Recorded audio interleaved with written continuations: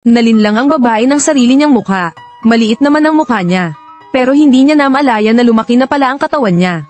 Gusto niyang maghanap ng damit na magtatago ng kanyang mga taba. Pero lalong lumalaki ang itsura niya sa damit na ito. Hindi niya maisuot ito. Bigla na lang napunit ang damit na ito. Pati ang boyfriend niya, napunit din. Ang kanyang nag-aalangang tingin ay mas masakit pa kaysa sa tunog ng napunit na damit. Agad siyang lumapit at nagmungkahi na huwag na silang pumunta sa kasal ng kaibigan nila. Magstay na lang sila sa bahay at mag-date. Pero ang boyfriend niya na dati ay maalaga sa kanya, ay bigla na lang siyang inilipat sa mesa. At umalis ng hindi lumilingon. Hindi man lang naisip ng lalaki kung gaano kaganda ang matabang babaeng ito kapag pamayat. Pagkaalis ng boyfriend niya, tumayo si Ella sa timangan. Nakita niyang 154 na pala ang timbang niya. Naisip tuloy niyang magpapayat. Hindi pa niya nasisimulan nang makita niyang may kasama palang ibang babae ang boyfriend niya. Hindi na niya inisip ang kanyang katawan at tumakbo papunta sa kasal. Nakita nga niya ang sexing babae na sumasayaw sa harap ng boyfriend niya at mukhang nasisiyahan pa ang boyfriend niya. Agad siyang lumapit para paghiwalayin sila para ipakita na kanya ang lalaki. Pero hindi niya napansin ang nandidiri na tingin ng boyfriend niya. Umalis na lang ang babae.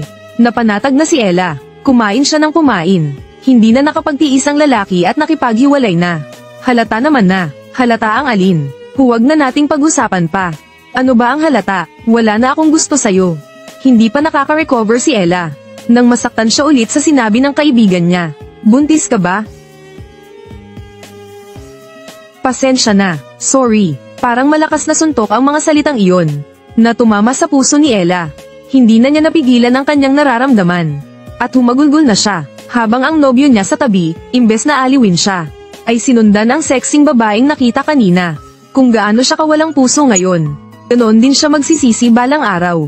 Walang matirhan si Ella, kaya naglagay na lang siya ng maliit na kama sa balkonahe ng best friend niya.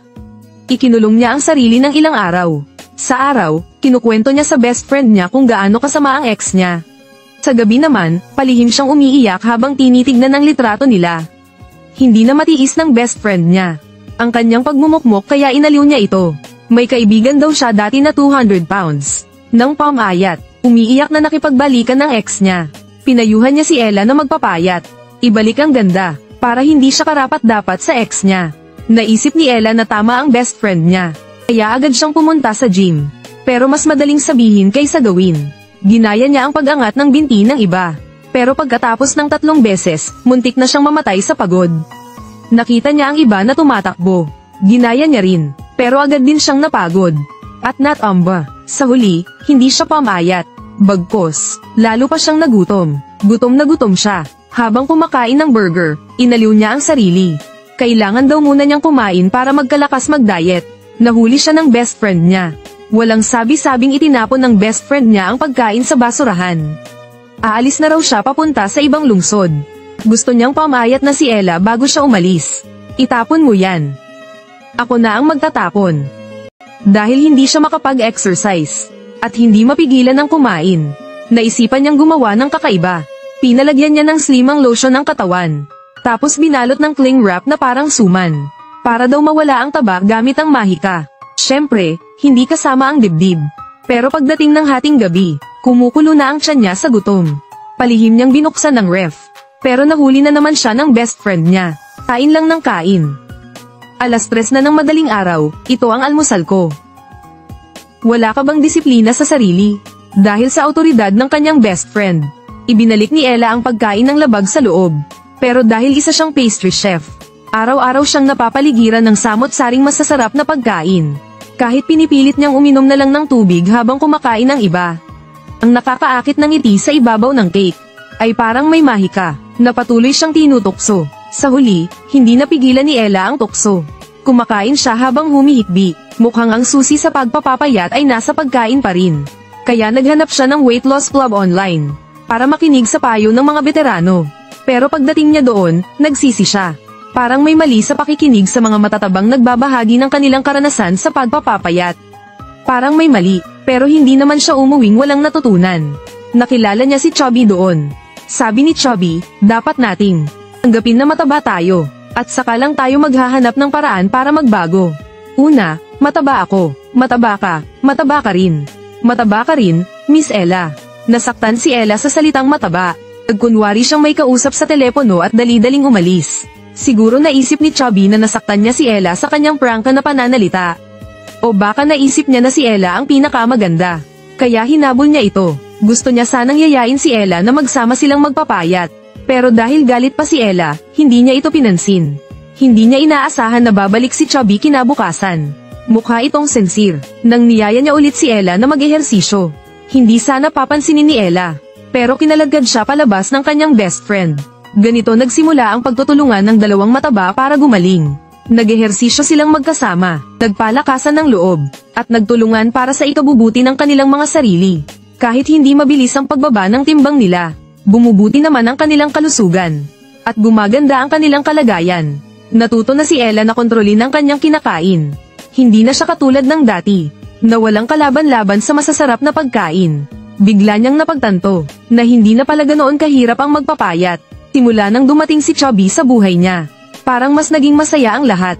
Pagkalipas ng 5 buwan, pamayat na nga si Ella. Nagpapayat siya noon para sa ex niya. Kaya ngayon, ang unang gagawin niya, syempre, harapin ang gagawin yun. Nang makita ng ex niya si Ella, nanlaki ang mga mata niya. Hindi siya makapaniwala, ang babaeng nasa harapan niya na may sexing katawan, ay ang dating matabang si Ella. Agad siyang nagpakyut at naging malambing. Sabay hila kay Ella papunta sa pool. Pinagmalaki pa niya ang abs niya, para makuha ulit ang atensyon ni Ella. Natuwa naman si Ella sa pagpapakitang gilas ng ex niya. Tuwang-tuwa siya, akala niya babalikan na siya nito, nang biglang dumating ang totoong girlfriend ng Gago. Pamwesto pa ito sa gitna nilang dalawa. Natulala si Ella, pagkatapos ng lahat, siya pala ang kawawa, dahil sa hiya at lungkot. Pumunta si Ella sa bar para magpakalasing. Sunod-sunod ang inom niya, para makalimot. Hindi niya alam na may nagmamasid na pala sa kanya. Paggising niya kinabukasan, natulala na naman siya. Hindi niya kilala ang kwarto. Hindi niya kilala ang kama. Wala na rin ang mga gamit niya. Nagbihis agad siya at tatakas na sana. Nang makita niya si Chubby, biglang natahimik ang paligid. Lasing na lasing pala si Ella kagabi sa bar. At muntik na siyang madala ng isang lalaking may masamang balak. Mabuti na lang at dumating si Chubby para iligtas siya. Para pasalamatan si Chubby sa pag-aalaga sa kanya. At sa pagligtas sa kanya. Hinalikan siya ni Ella, dahil sa halik na yun. Parang nakasakay sa rocket si Chubby. Lumipad siya sa sobrang saya. Tuwang-tuwa siya dahil sa wakas, napansin na rin siya ni Ella. Sobrang saya ni Chubby. Bumili agad siya ng bulaklak para ligawan si Ella. Masayang-masaya siyang pumunta sa bahay ni Ella. Parang tinamaan siya ng kidlat sa nakita niya. Nakita niya si Ella nakayakap at naglalambingan kasama ang ex-boyfriend niya. Durog na durog ang puso ni Chubby. Hindi niya akalain na ang lahat ng kanyang pagsama at pag-aalaga ay mauuwi lang sa wala. Ang lalaking manloloko, matapos makipaghiwalay agad sa kasalukuyang nobya, ay pumitas lang ng bulaklak sa daan. At walang hiyang nakipagbalikan kay Ella. Si Ella naman, na matagal nang umaasa na magkabalikan sila, at gustong-gusto ng maayos ang kanilang relasyon, ay agad na tinanggap ang pag-ibig ng ex-boyfriend niya. Matapos ang kanilang lambingan, payabang na sinabi ng lalaki na kung hindi niya ito hiniwalayan, hindi magkakaroon ng motivation si Ella na magpapayat. Nagising si Ella sa sinabing iyon. Paano kung mabuntis ako at tumaba ulit? Iiwan mo na naman ba ako? Kailangan ko bang mag-ingat sa timbang ko habang buhay? Dahil iiwan mo ako kapag tumaba ako. Magpapayat ka na lang ulit kapag tumaba ka. Biglang natauhan si Ella. Naisip niya na kung magpapatuloy siya sa ganitong relasyon, magiging alipin siya ng timangan habang buhay. Kaya pinalayas niya ang lalaki. Nauwi sa wala ang kanyang matagal na paghihintay. Lungkot na lungkot si Ella. Kaya agad niyang naisip ang kanyang best friend. Pero may despedida party ang best friend niya. Aalis na kasi sila ng boyfriend niya papuntang Maynila bukas. Hindi lang hindi sinuportahan ni Ella ang best friend niya. Pinakiusapan pa niya itong huwag umalis. Friend, huwag mo akong iwan ngayon. Ang sama ng pakiramdam ko. Anong gusto mong gawin ko? Nakaayos na ang lahat. Gusto mo bang i-cancel ko lahat at sabihin sa kanilang hindi ako makakapunta dahil masama ang loob ng kaibigan ko? Tapos magdamag tayong magiinuman at magmumukmok. Medyo nainis ang best friend niya sa sinabi ni Ella. Dumating ang mga pulis dahil sa ingay nila. Inabot ng kaibigan niya ang shisha kay Ella. Dahil sa sama ng loob at pagkagulat, nataranta si Ella, at naibato niya ang shisha sa baba. Sakto namang tumama ito sa sasakyan ng mga pulis. Nang tanungin ng mga pulis, natakot si Ella, at hindi umamin. Hindi niya kayang aminin na siya ang nagbato. Inilabas ng best friend niya ang lahat ng pera niya. Para maayos ang problema, nangangahulugan itong wala na silang panggastos papuntang Maynila. Pero si Ella ay inalo niya. Hindi garantidong magtatagumpay ka sa syudad. Bakit mo nasabi yan? Sinusuportahan mo ba ako bilang kaibigan? Sabi mo hindi ka aalis hanggat maayos na ang kalagayan ko. Sawa na ako sayo. Sabi mo dapat kitang mahalin, tulungan, at suportahan. Pero minamahal at sinusuportahan mo ba ako? Kung may problema ka, ikaw ang bahala dyan. Matanda ka na, hindi iikot ang mundo sayo. Mag-mature ka nga, sa halip na matauhan. Mas lalo pang nasaktan si Ella. Kaya naman humanap siya ng pang-aalaw kay Chubby. Bakit? Wala na akong mapuntahan. Pumunta ka sa nobyo mo. Wala akong nobyo. Hanapin mo yung kalandian mo. Doon lang nalaman ni Ella. Na alam na pala ni Chubby ang lahat. Gusto niyang magpaliwanag. Pero walang lumalabas sa bibig niya. Ay inilabas naman sana si Chubby. Parang ikaw to. Ganito ang pinapakita mo. Pero akala mo ganito ka. Kung hindi mo mahal ang sarili mo, sino ang magmamahal sa'yo? Kunin mo to. Tumunog sa tenga ni Ella ang tanong ni Chubby. Sa wakas, nakita niya na nabuhay siya batay sa panghuhusga ng iba. Kaya paulit-ulit niyang sinasaktan ang sarili. Hindi niya namamalayang nasasaktan din niya ang mga taong malapit sa kanya. Kinabukasan, humingi siya ng tawad sa kaibigan niya. Binigyan niya ito ng taos-pusong pagbati. Natasha, pasensya na. Napakasama kong kaibigan. Tama ka, dapat akong mag-mature. Iniisip ko lang ang sarili ko. Mahalaga ka sa akin at mahal kita. Sige na, umalis ka na. Magkaibigan pa rin tayo habang buhay. Tinanggap ng kaibigan niya ang paghingi ng tawad ni Ella. Nagkaayos na sila. Pero mabigat pa rin ang loob ni Ella. Dahil may isang tao pa siyang hindi alam kung saan umiiyak. Binuksan niya ang social media ni Chubby. At nakita niya ang lalaking mahilig ngumiti. Na inaapi at nilalayuan din pala. Dahil sa kanyang katabaan. Pero ang kaibahan nila, kahit na hindi patas ang traito sa kanya, nanatiling positibo si Chubby sa buhay. Pumunta siya sa lugar na nakita niya sa video ni Chubby.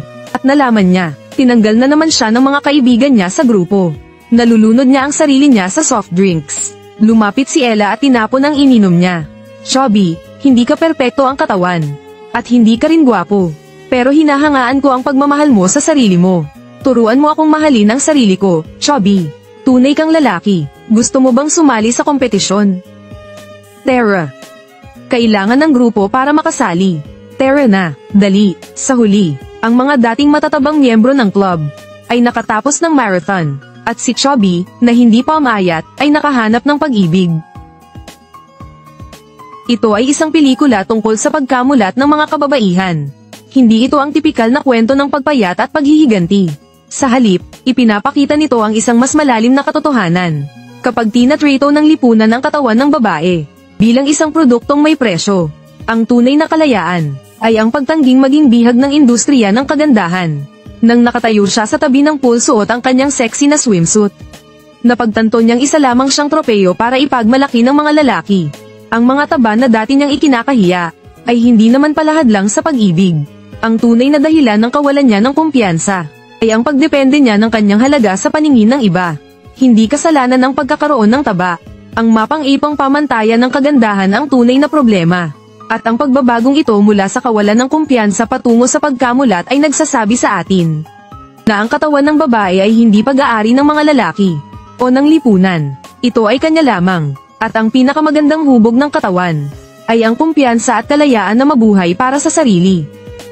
At dyan na nagtatapos ang video mga idol.